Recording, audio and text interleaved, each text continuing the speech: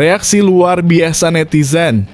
Usai pelatih timnas Indonesia Shin Tae-yong pamer foto hasil operasi.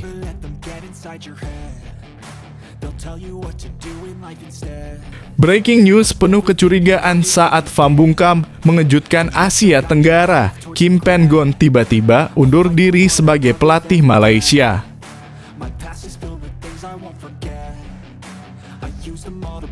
Rahasia transfer Jay Itzes terkuak. Kemana arah langkah bek Indonesia ini?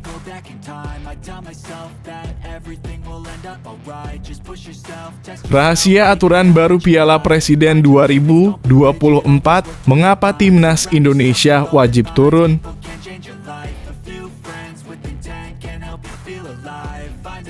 Menteri Dito Ma Arten Paes bisa tampil bela timnas Indonesia di putaran ketiga kualifikasi Piala Dunia 2026.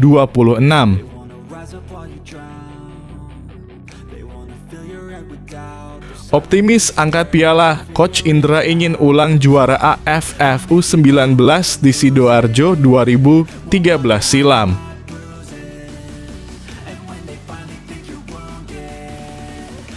Usai dituduh hanya untuk naikkan followers medsos, Cerezo Osaka konfirmasi kepergian Justin Hubner.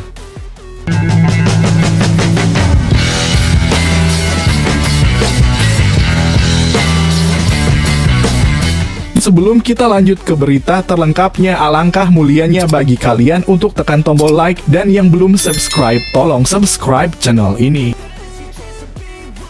Reaksi luar biasa netizen. Usai pelatih timnas Indonesia Shin Tae-yong pamer foto hasil operasi. Pelatih timnas Indonesia Shin Tae-yong baru-baru ini mengunggah serangkaian foto setelah menjalani operasi yang cukup serius. Kepulangannya ke Korea Selatan pada 14 Juni lalu menyusul sukses membawa timnas Indonesia lolos ke putaran ketiga kualifikasi Piala Dunia 2026 zona Asia, diikuti dengan periode hilangnya dari perhatian publik. PSSI akhirnya memberikan konfirmasi bahwa Shin Tae-yong telah menjalani operasi yang memakan waktu 6 jam di Korea Selatan.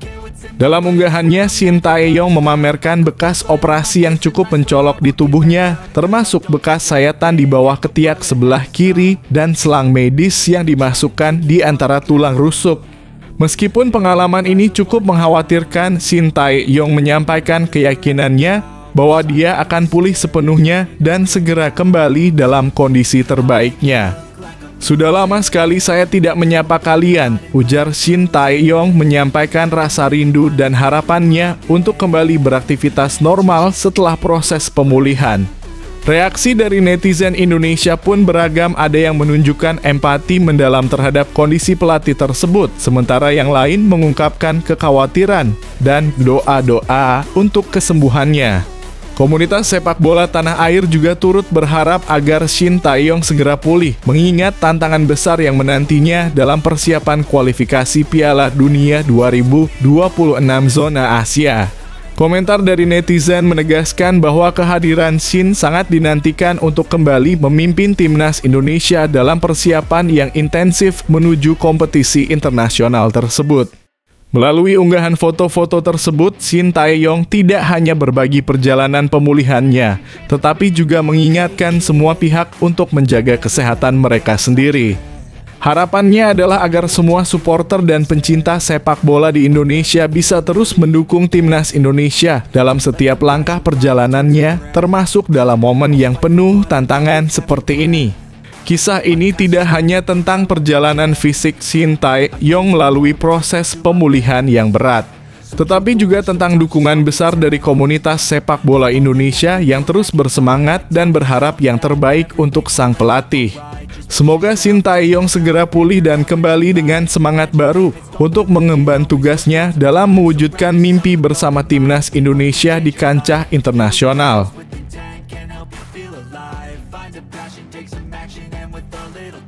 Just be patient, make a statement, try to enjoy your life. They'll try to kick you while you're down. They wanna rise up while you drown. They wanna fill your head with doubt. They're silently scared that you'll figure it out. I'll make it look like I'm losing.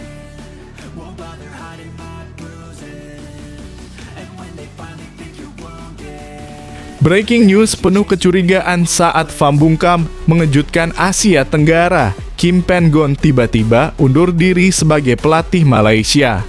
Pelatih Malaysia, Kim Pen-gon dikabarkan akan mengundurkan diri dari jabatannya pada Selasa dalam kurung 16 Agustus 2024. Kim Pen-gon dikabarkan akan mengundurkan diri dari jabatannya sebagai pelatih timnas Malaysia Selasa ini. Hal ini dibocorkan secara eksklusif media Korea, Best 11. Kabarnya Kim Pen-gon akan melakukan konferensi pers soal keputusannya mengundurkan diri pada Selasa di markas Pham, Kuala Lumpur. Sumber serupa mengatakan Kim akan memulai konferensi pers pukul 15.30 waktu Korea atau 13.30 waktu Indonesia Barat. Berdasarkan sumber yang dekat dengan sepak bola Malaysia, Kim Pen-gon akan mengadakan konferensi pers di markas Pham, Petaling Jaya, Kuala Lumpur, tulis Best 11. Menurut Best 11, ini adalah cara tak biasa bagi seorang pelatih mengumumkan akan mengundurkan diri dari pekerjaannya. Sementara Pham sebagai Asosiasi Sepak Bola Malaysia masih bungkam dengan kabar ini. Dalam konferensi pers nanti, Kim Pen-gon dilaporkan ingin mengucapkan terima kasih kepada fans Malaysia. Kim Pen-gon memang dikontrak Malaysia sejak Januari 2022. Jika keputusan mundur dilakukan saat ini, pelatih Korea Selatan itu berarti telah menukangi Harimau Malaya selama 2 tahun 6 bulan. Keputusan Kim Pen-gon untuk undur diri juga penuh kecurigaan lantaran ia lebih dulu menyatakan ingin bertahan pasca Malaysia gagal lolos ke putaran ketiga kualifikasi Piala Dunia 2026 Juni lalu.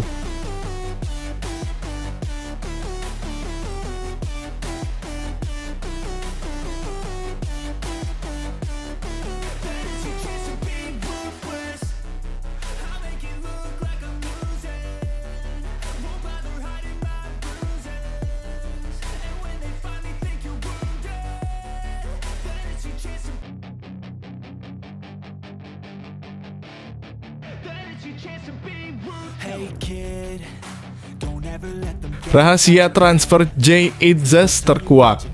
Kemana arah langkah bek Indonesia ini? Giacomo Morandin, seorang jurnalis Italia, telah mengungkapkan kabar terbaru mengenai Jay Itzes, bek asal Indonesia yang saat ini terikat kontrak dengan Venezia hingga 2027. Meskipun demikian, spekulasi mengenai kepindahannya terus bergulir, dengan Torino FC di Italia dilaporkan menjadi peminat utama. Morandin menjelaskan bahwa agen Jay Itzes telah melakukan pertemuan dengan perwakilan dari Torino, menandakan seriusnya minat klub tersebut. Selama akhir pekan ada pertemuan pertama antara Torino dan rombongan Itzes, tulis Morandin merinci perkembangan terbaru. Torino yang sedang mencari penguatan di lini belakang melihat Jay sebagai pilihan yang potensial untuk memperkuat tim. Meskipun demikian, belum ada keputusan resmi yang diambil oleh pihak Jay Itzes atau Torino. Torino sedang menjajaki kemungkinan untuk mengontrak setidaknya 2 pemain belakang dalam beberapa hari mendatang. Morandin menambahkan, menggambarkan upaya intens klub dalam merampingkan skuad mereka menjelang musim baru. Situasi ini menandai fase penting dalam karier Jay Itzes dengan potensi untuk menjadi salah satu transfer menonjol dalam bursa transfer Liga Italia musim ini. Meskipun demikian, keputusan akhir masih dalam tahap pembicaraan dan evaluasi lebih lanjut dari kedua belah pihak.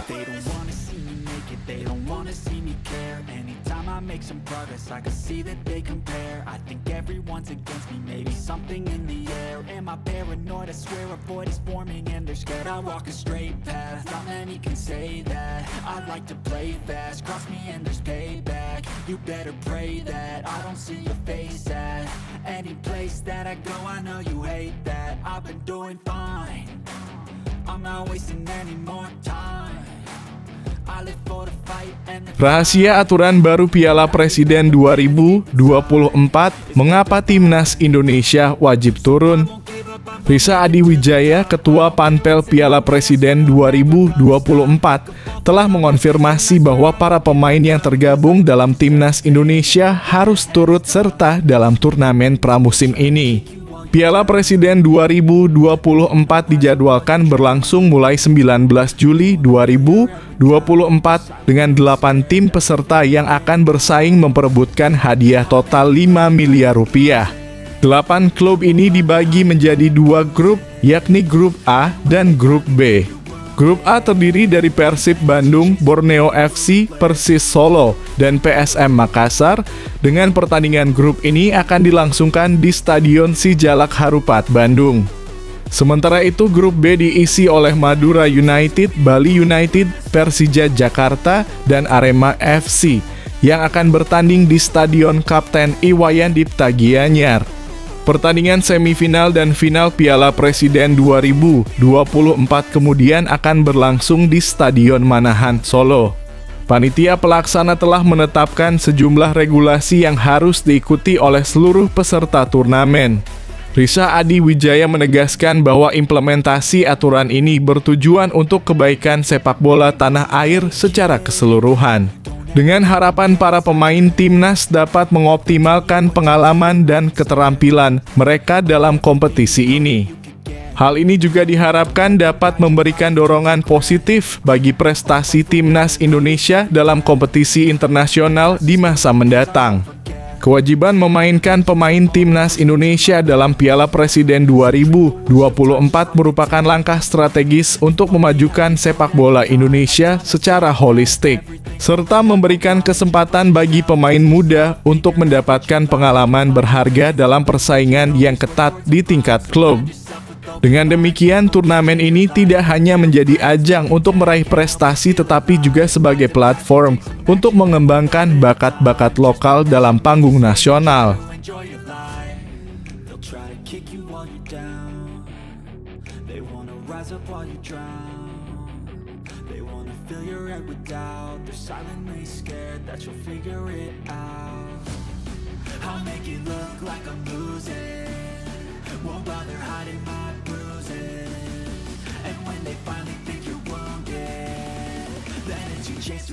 Menteri Dito Ma'arten Paes bisa tampil bela timnas Indonesia di putaran ketiga kualifikasi Piala Dunia 2026. Calon pemain timnas Indonesia Ma'arten Paes belum dapat merasakan debut karena terkendala perpindahan federasi dari Belanda ke PSSI. Bahkan kasus Ma'arten Paes harus masuk ke Court of Arbitration for Sport dalam kurung CAS untuk dapat bermain bersama timnas Indonesia. Menteri Pemuda dan Olahraga RI Dito Aryo Tejo optimis Ma'arten Paes dapat membela timnas Indonesia pada putaran ketiga kualifikasi Piala Dunia 2026 zona Asia. Martin Paes kemarin Pak Erick Thohir, Ketua Umum PSSI, sampaikan insya Allah September sudah bisa main. Kata Dito dikutip dari kanal YouTube Fone News. Meski harus melewati persidangan panjang, Dito Aryo Tejo terus memantau perkembangan pemain FC Dallas ini. Sedang diurus dengan PSSI, nanti kita akan lihat perkembangan, kata Dito. Sementara itu, Dito Aryo Tejo mengungkapkan akan ada pemain keturunan untuk timnas Indonesia. Alih-alih mencari pemain keturunan untuk dinaturalisasi, Dito mengakui meminta database pemain muda keturunan yang masih memiliki paspor Indonesia. Dari pihak PSSI masih melakukan database untuk diaspora. Karena kemarin kita sudah meminta harus cari diaspora yang untuk usia dini, jadi tidak perlu adanya pemberian warga negara tapi hanya paspor, tapi ini akan kita lihat perkembangannya, kata Dito.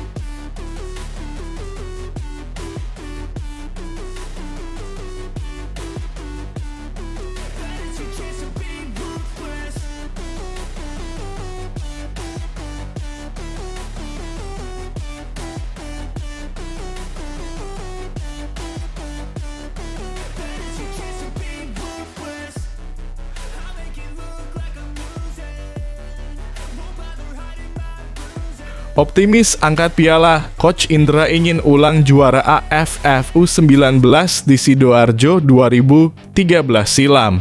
Piala AFF U19 kembali digelar di Jawa Timur. Digelar di dua stadion di Surabaya, yakni Gelora Bung Tomo dan Gelora 10 November Surabaya.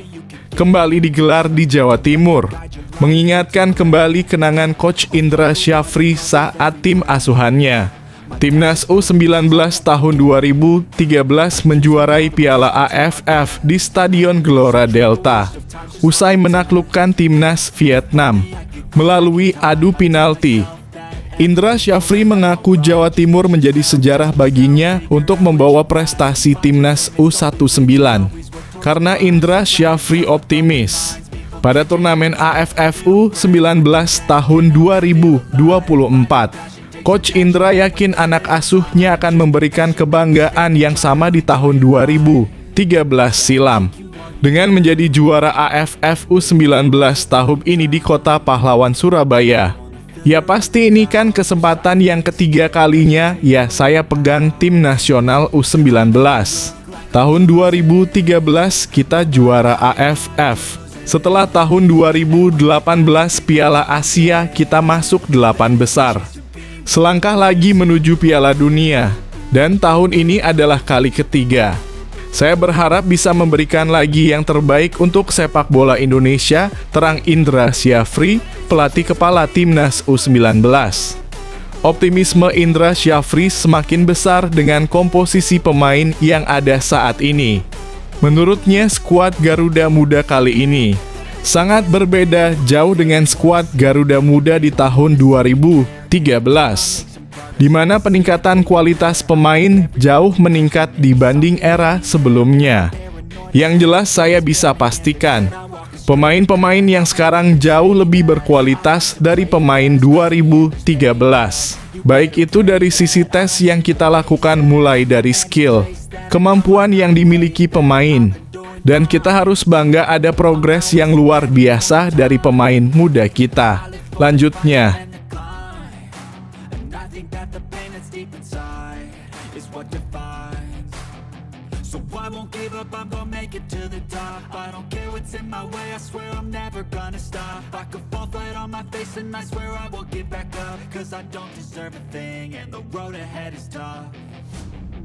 usai dituduh hanya untuk naikkan followers medsos, Cerezo Osaka konfirmasi kepergian Justin Hubner. Cerezo Osaka, klub dari J-League 1, telah mengumumkan bahwa Justin Hubner, pemain Timnas Indonesia, akan meninggalkan klub.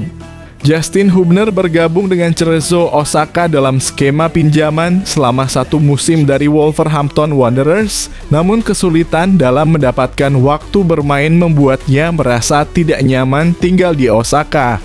Dengan ini kami ingin mengumumkan bahwa periode pinjaman Justin Hubner telah berakhir. Demikian pernyataan resmi dari Cerezo Osaka. Selama berada di klub tersebut, Hubner hanya berhasil tampil dalam 8 pertandingan dengan total waktu bermain mencapai 190 menit. Penampilannya sering kali terbatas pada menit perpanjangan waktu, menunjukkan bahwa ia tidak mendapatkan kesempatan reguler di tim utama. Sebelumnya, Justin Hubner pernah menyatakan kekecewaannya karena merasa hanya dijadikan sebagai alat untuk meningkatkan popularitas di media sosial (pansos) oleh Cerezo Osaka. Meskipun demikian, Hubner juga menyampaikan apresiasi terhadap pengalaman bermain dan tidak menutup kemungkinan untuk kembali bertemu dengan supporter Cerezo Osaka di masa depan. Pemain yang berposisi sebagai bek tengah ini sekarang menghadapi masa depan yang belum pasti setelah meninggalkan Jepang. Meskipun demikian, ia tetap optimis untuk menemukan klub yang dapat memberinya kesempatan bermain secara konsisten dan mengembangkan karirnya lebih lanjut di kancah sepak bola internasional. Dengan meninggalkan Cerezo Osaka, Justin Hubner kini membawa harapan baru dan tantangan dalam perjalanannya untuk meniti karir di klub selanjutnya. Baginya, pengalaman di Jepang tidak hanya meningkatkan keterampilan sepak bola, tetapi juga mengukuhkan tekadnya untuk meraih kesuksesan di level yang lebih tinggi.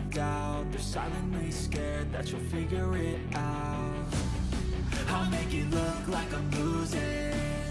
Won't bother hiding my bruises. And when they finally think you're wounded, then it's your chance to be ruthless.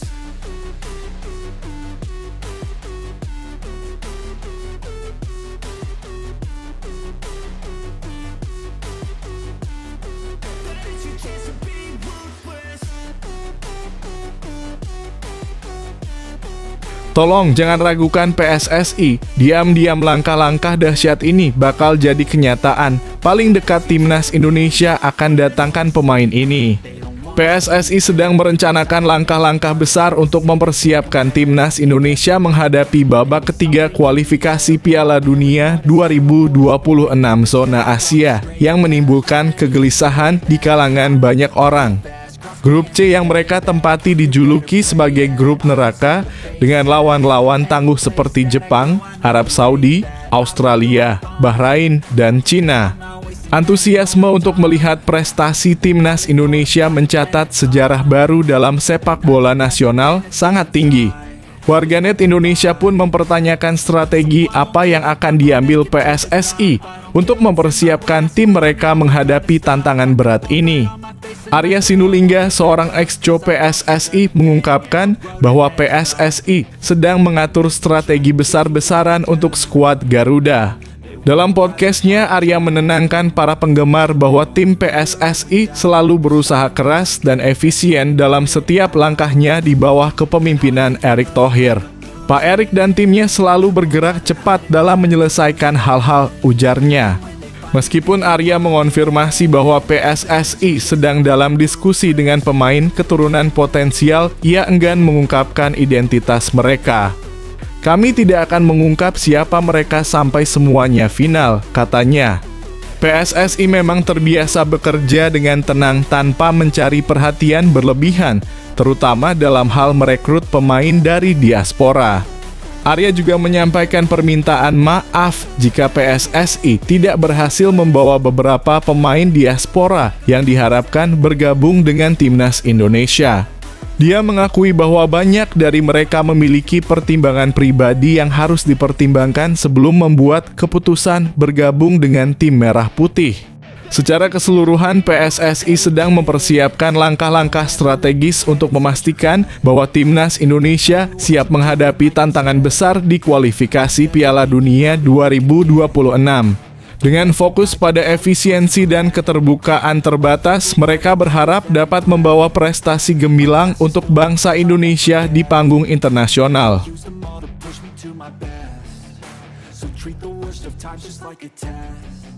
If only I could go back in time, I'd tell myself that everything will end up alright. Just push yourself, test yourself, figure out what you like, and find your limits, don't be rigid, always work towards a prime. Surround yourself with open minds, people can change your life. A few friends with intent can help you feel alive. Find a passion, take some action. Belum dilirik STY ke Timnas Indonesia meski sudah WNI, kiper Eropa ini malah alami nasib apes di bursa transfer. Seperti ini kejadiannya. Belum sempat debut di Timnas Indonesia, kiper keturunan Cyrus Margono alami nasib apes lantaran bakal berstatus tanpa klub usai didepak tim Liga Yunani Panathinaikos B. Cyrus Margono yang belum pernah dilirik Shin Tae-yong sebagai opsi tambahan di bawah Mister Gawang, nampaknya akan lebih kesulitan menembus ke skuad Timnas Indonesia. Kiper kelahiran Amerika Serikat itu memang pernah menyampaikan hasratnya untuk bisa membela Timnas Indonesia usai resmi menjadi WNI pada 21 Maret 2024 lalu.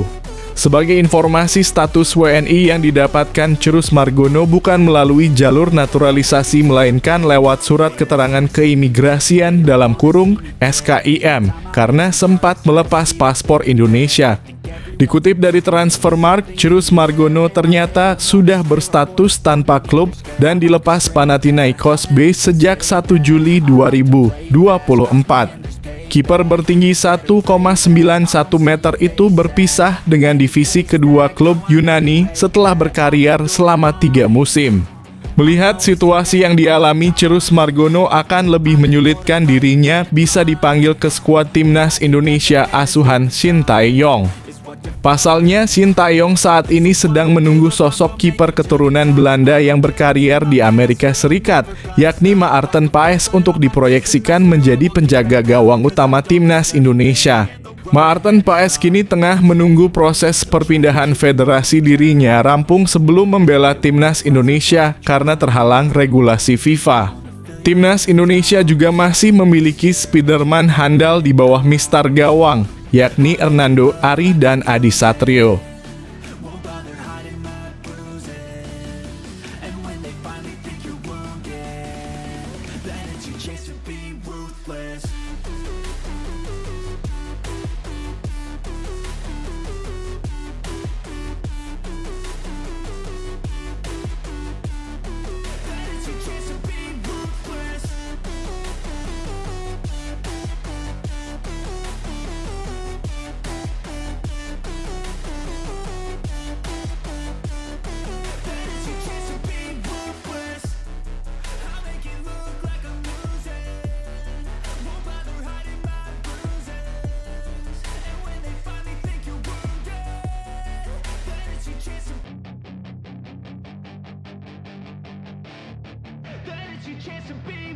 Hey kid, don't ever let them get inside your head.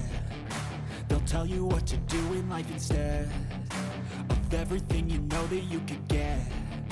Don't let them guide your life towards regret. I'll fight for what I love with every breath.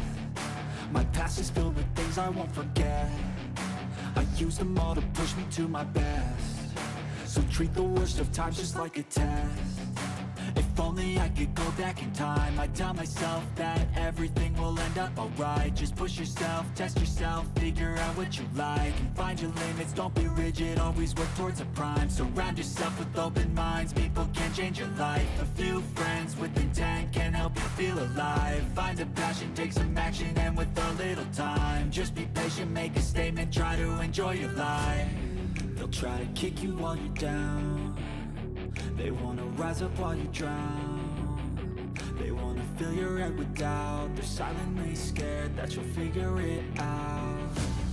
I'll make it look like I'm losing, won't bother hiding my bruises. And when they finally think you're wounded, then it's your chance to be ruthless.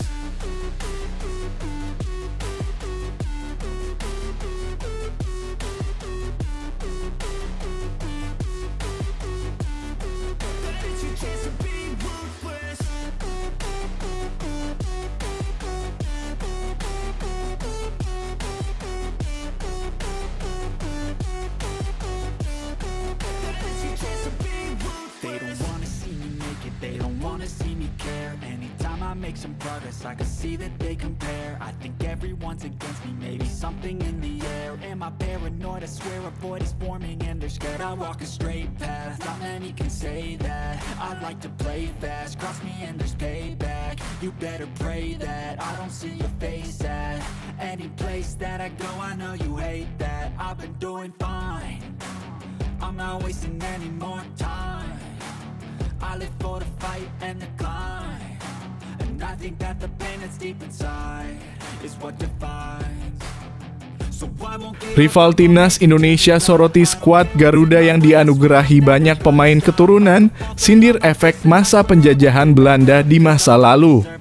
Media Vietnam N'Express menyoroti jumlah besar pemain keturunan yang dinaturalisasi untuk timnas Indonesia selama kualifikasi Piala Dunia 2026. Mereka juga mengaitkan fenomena ini dengan masa penjajahan Belanda yang berlangsung selama 3 abad. Saat ini timnas Indonesia memang memiliki 13 pemain keturunan yang telah dinaturalisasi sejak tahun 2022 yang semuanya berperan penting dalam skuad Garuda yang dilatih oleh Shin Tae-yong. PSSI telah memfokuskan upaya mereka dalam proyek naturalisasi ini yang menuai perhatian khusus dari media Vietnam. Mereka menganggap bahwa kebijakan ini memberikan dampak positif bagi timnas Indonesia. Salah satu buktinya adalah kemampuan para pemain keturunan ini dalam meraih prestasi seperti memecahkan rekor tidak pernah menangnya Vietnam di kandang selama 20 tahun terakhir. Flexpress mencatat bahwa rekor ini terpatahkan ketika Indonesia memanggil 10 pemain naturalisasi untuk 2 pertandingan kualifikasi Piala Dunia 2026 melawan Vietnam. Media Vietnam juga mencermati sejarah panjang Indonesia sebagai bekas jajahan Belanda yang mereka anggap sebagai faktor yang mendorong kelahiran pemain-pemain keturunan berbakat. Mereka menulis bahwa hubungan sejarah antara Indonesia dan Belanda yang dimulai dari abad ke-19 hingga kemerdekaan Indonesia pada 1945 terus berdampak dalam berbagai bidang, termasuk sepak bola di mana banyak pemain keturunan Indonesia tumbuh dan berkembang di sana. Berbagai aspek ini memberikan gambaran tentang kompleksitas dan dampak dari kebijakan naturalisasi pemain dalam dunia sepak bola internasional, yang tidak hanya mencakup aspek teknis tetapi juga memperhitungkan konteks sejarah dan hubungan bilateral antara negara-negara terlibat.